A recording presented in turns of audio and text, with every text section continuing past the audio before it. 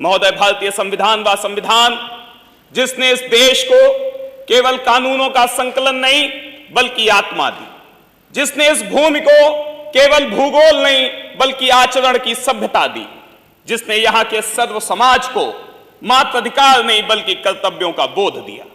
महोदय, भारत में मौलिक अधिकारों ने नई समानता का सृजन ही नहीं किया है बल्कि अपने प्रत्येक नागरिक को स्वतंत्रता का वास्तविक अर्थ समझाया है।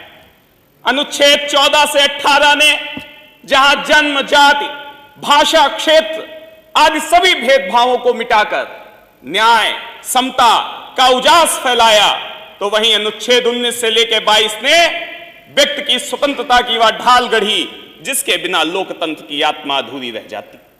महोदय, आज जब अनुच्छेद 21 के अंतर्गत हम सभी को जीवन और स्वतंत्रता का अधिकार प्राप्त है, तो यह कोई मात्र कानूनी प्रावधान नहीं बल्कि हमारे अधिकारों की वह अमर सुरक्षा शक्ति है जो यह सुनिश्चित करती है कि इस देश का प्रत्येक नागरिक गौरव के साथ जिएगा, स्वाभिमान के साथ जिएगा और कभी भी कोई तानाशाह, कोई आक्रांता हमारे अधिकारों का दमन नहीं कर सकता।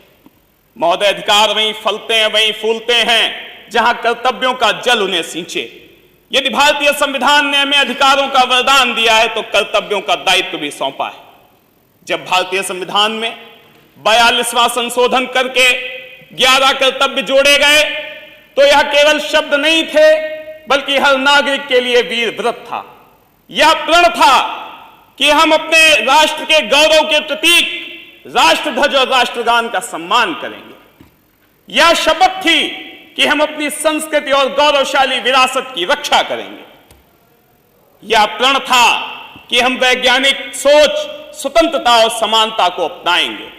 महोदय, मेरा मानना है कि भारतीय संविधान का प्रत्येक अक्षर अपने नागरिकों से यह अपेक्षा करता है कि हम इसको अपने जीवन का ध्येय बनाएं। हम भारतीय संविधान के प्रत्येक शब्द को अपने कर्म से सिद्ध करें।